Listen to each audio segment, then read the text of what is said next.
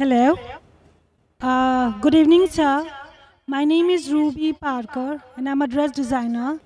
This is a question on behalf of my friend. She is a Muslim, and she is married to a Hindu. Okay, but she follows Islam, and the husband follows the Hindu religion. And she and her family, they are not comfortable regarding she married to a Hindu. Now, can you put some light on this? Because she is very confused of what to do. She is madly in love with that man.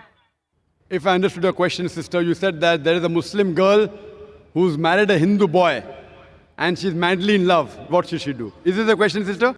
Right. Has she got married or not? Yes, she is. Court marriage. Court marriage. Sister has said that there's a Muslim girl who's married a Hindu boy, she's madly in love. Court marriage, what should she do? The thing is there that Quran says in Surah Baqarah chapter number 2, verse number 221.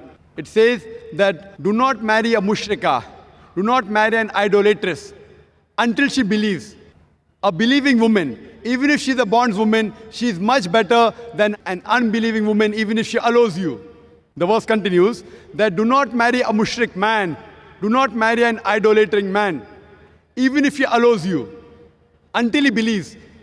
A believing man, even if he's a bondsman, even if he's a slave man, he's far better than a mushrik man, unbelieving man, even if he allows you. So in Islam, a Muslim girl cannot marry a non-Muslim man.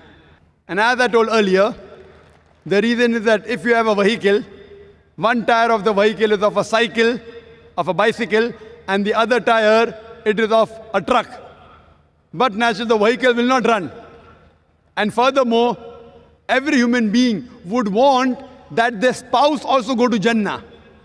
So if she claims to be a Muslim, her main purpose of life is to please Allah subhanahu wa ta'ala. And as I told you, that the Quran says in Surah Nisa chapter 4, 48, Surah Nisa chapter 4, 116, that Allah will forgive any sin, but the sin of shirk, associating partners with God, He will never forgive. So how can she have a life partner whose purpose of life is different? That means maybe you are selfish. You want to go to Jannah, but you don't want your life partner to go to Jannah. So surely, if she really loves the husband, she should put an ultimatum that if you continue, you will not go to Jannah. So put an ultimatum that if you want me, you will also get Jannah by accepting Islam. If you accept Islam, I am with you. Otherwise, I am not with you. So that she gets the best of this world and he also gets the best of both the world.